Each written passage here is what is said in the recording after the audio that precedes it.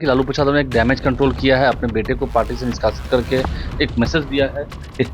अब ये इस तमाशा में हम नहीं पड़ने वाले हैं। पैसा फेंको तमाशा देखो, वो सोचते थे कि बिहार में हम पैसा फेंक के जो है तमाशा देखेंगे, लेकिन बचपन में एक तमाशा देखने के लिए जाते थे, तो वही तमाशा है ये सब। ऐसे लोग गंदे लोग होते हैं, राजनीति में गंदगी उनके दिमाग में रहता है।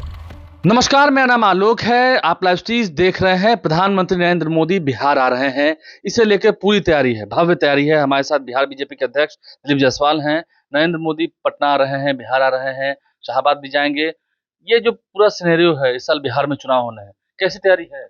देखिए, दुनिया के सर्वाधिक लोकप्रिय नेता और भारत के यशस्वी प्रधानमंत्री पाटलिपुत्र पटना के धरती पर 29 तारीख को संध्या पधार रहे हैं, और वो बिहार के लिए सौगात लेकर आ रहे हैं।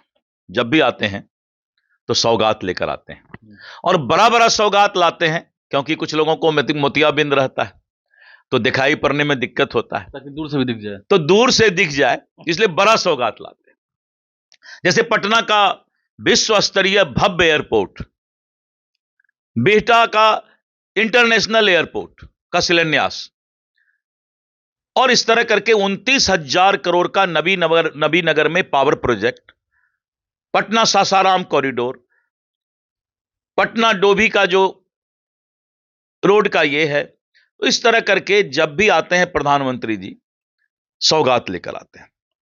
और इस बार तो हम लोग के सोच से भी आगे बढ़कर बिहार की जनता उनका स्वागत करने के लिए तैयार है।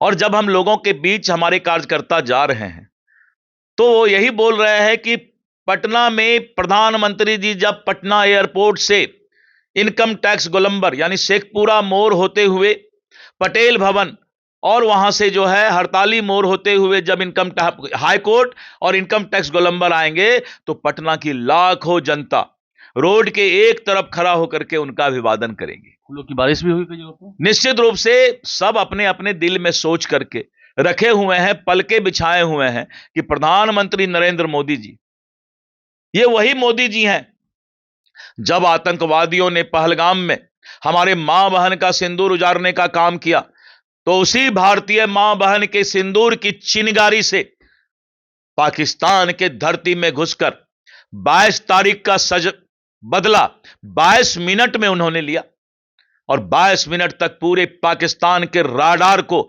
शिथिल कर दिया उन्होंने, और 9 आतंकवादी ठिकानों को वहीं पर मिसाइल गिरा, बगल के लोग, निर्दोष लोग भी नहीं मारे गए, और 96 यानी 100 के आसपास दूसरे दिन जब दुर्दांत आतंकवादियों का जनाजा निकला, अर्थी निकला, तो पूरा दुनिया देख रहा था कि नया भारत की ताकत क्या है।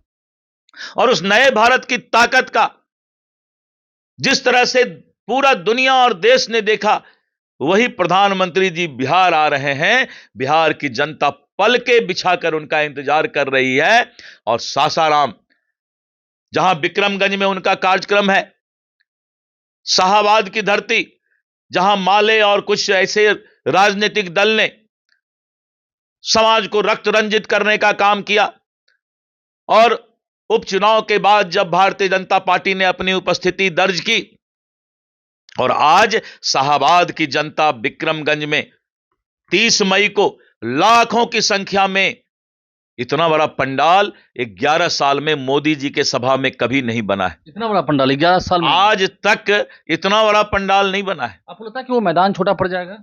मुझे तो लग रहा है, क्योंकि जब पंडाल, मैंने कल गया, मैं देखा कि भाई ये क्या हो रहा है, पूरा पंडाल ही पंडाल नजर आ रहा। 1.25 लाख तो कुर्सी अंदर लगा है, और शाहाबाद की धरती पर इस बार प्रधानमंत्री मोदी जी का स्वागत शाहाबाद के लोग करने के लिए तैयार हैं। और सुबह सुबह 10 बजे सभा कोई दूसरा पार्टी का नेता करेगा तो शायद कोई आएगा कि नहीं आएगा, लेकिन लाखों की संख्या में 10 बजे क्या 8 बजे आदमी, आपने देखा 8:30 बजे तक झंझारपुर में पूरा 1 लाख कुर्सी भर गया था। यह मोदी जी का जलवा है। शाहाबाद के लोग सिर्फ आएंगे ही कि इस बार शाहाबाद का जो पूरा राजनीतिक समीकरण है वो भी बदलेगा? देखिए, ऐसा है, प्रधानमंत्री नरेंद्र मोदी जी के जनसभा में जितने लोग आ रहे हैं, इसका मतलब है कि अंदर में कोई जल्दी सभा में नहीं आता है इतना आसानी से। आपने देखा कि राहुल गांधी ने पलायन रोको यात्रा निकाला, 250-300 आदमी थे। खरगे जी एक जगह सभा किए, उसी शाहबाद में तो कुर्सी खाली रह गया। एक पैसा किशोर जी ने सभा किया कि 20 लाख आदमी हम बुलाएंगे, 20 लाख और 1000 पार ही नहीं करते हैं। पैसा फेंको तमाशा देखो, वो सोचते थे कि बिहार में हम पैसा फेंक के जो है तमाशा देखेंगे, लेकिन यहां के लोग बुद्ध भगवान महावीर चाणक्य के धरती के लोग हैं। इसलिए यहां पर विचारधारा, संस्कृति और देश विकसित बिहार का जो सच्चाई है उसी को लोग पसंद करते हैं। नहीं, आपको लगता है जिस तरह से अभी लालू प्रसाद यादव की हम बात करेंगे, जो आपके विरोधी खेमा है तेजस्वी यादव की बात करेंगे, वो तो कह रहे थे कि उपचुनाव में भले हार हुई हो लेकिन हमारी जीत होगी, इस बार तो एनडीए की सरकार, इस देश में दो सरकार नहीं आएगी। इस देश में दो चीज की लड़ाई है। एक नारा है सबका साथ सबका विकास, भारतीय जनता पार्टी और एनडीए का। एनडीए का दो नारा है। एक नारा जो प्रधानमंत्री जी ने दिया था, सबका साथ सबका विकास, और दूसरा नारा है देश झुकेगा नहीं, बिहार का विकास रुकेगा नहीं। वहीं पर आप देख लीजिए विपक्ष का क्या नारा है, जात पात, लोगों को अंग्रेज चले गए, डिवाइड एंड रूल, अंग्रेजियत रह गई देश में, और ये लोग चाहते हैं कि जात पात पर लोगों को बांट करके और बिहार के राजनीति में ये लोग जो है नाव पर चढ़ना चाहते हैं। ऐसा होने वाला नहीं। अच्छा दिलीप जायसवाल जी, आपको लगता है कि लालू प्रसाद ने एक डैमेज कंट्रोल किया है, अपने बेटे को पार्टी से निष्कासित करके एक मैसेज दिया है? अब ये इस तमाशा में हम नहीं पड़ने वाले हैं। बचपन में एक तमाशा देखने के लिए जाते थे, तो वही तमाशा है ये सब।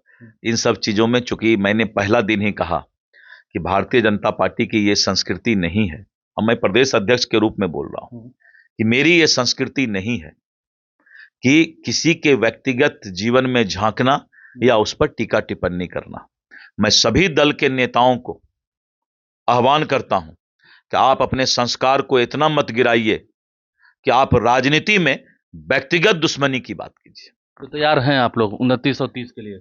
ऐसे लोग गंदे लोग होते हैं राजनीति में, गंदगी उनके दिमाग में रहता है, जो व्यक्तिगत जीवन में ताक झांक और किसी को व्यक्तिगत दुश्मनी के तहत राजनीति करते हैं। गंदगी का सफाई भी तो होना चाहिए। गंदगी का सफाई करने के लिए 3 सिस्टम इस देश में बना हुआ है, न्यायपालिका, कार्यपालिका, विधायिका। इन 3 लोगों को अपना काम करने दीजिए। बैठकर टीका टिप्पणी करना एक दूसरे पर, यह गंदगी जो राजनीति में आई है, हम लोग कभी भी जो लालू जी के परिवार में अभी घटना घटा है उस पर हम कोई टीका टिप्पणी इसलिए नहीं करेंगे कि भारतीय जनता पार्टी को यह संस्कार दिखाना चाहिए। एक अंतिम सवाल है मेरा, 225 का लक्ष्य लेकर चले हैं आप लोग एनडीए के नेता, कुछ ज्यादा बड़ा नहीं लग रहा है? भाई, युद्ध के मैदान में जाने वाला सेना 243 का लक्ष्य रखता है। आप क्यों नीचे दूसरा संख्या बोल रहे हैं? युद्ध के मैदान में जाने वाला सिपाही सेना कभी भी ये नहीं सोचता है कि 2 इंच जमीन छोड़कर आना है, सब लेके आना है, वाजिब है। इसी को तो स्ट्रांग विल पावर कहते हैं। स्ट्रांग विल पावर है और बीजेपी का स्ट्रांग विल पावर है। इसे और मजबूती देने के लिए प्रधानमंत्री नरेंद्र मोदी आ रहे हैं, और क्या कुछ उनका कार्यक्रम है, पटना में कितना भव्य स्वागत होगा, कैसे विपक्ष को दबाव देने की कोशिश की जा रही है। और शाहबाद क्षेत्र, जहां पर पहले बीजेपी का आंकड़ा उतना नहीं था, लेकिन अब वहां पर भी अपना झंडा गाड़ने के लिए पूरी प्रयासरत है बीजेपी और पूरा एनडीए। हमारे चैनल को सब्सक्राइब कर लें, साथ साथ फेसबुक पेज भी लाइक करें। धन्यवाद।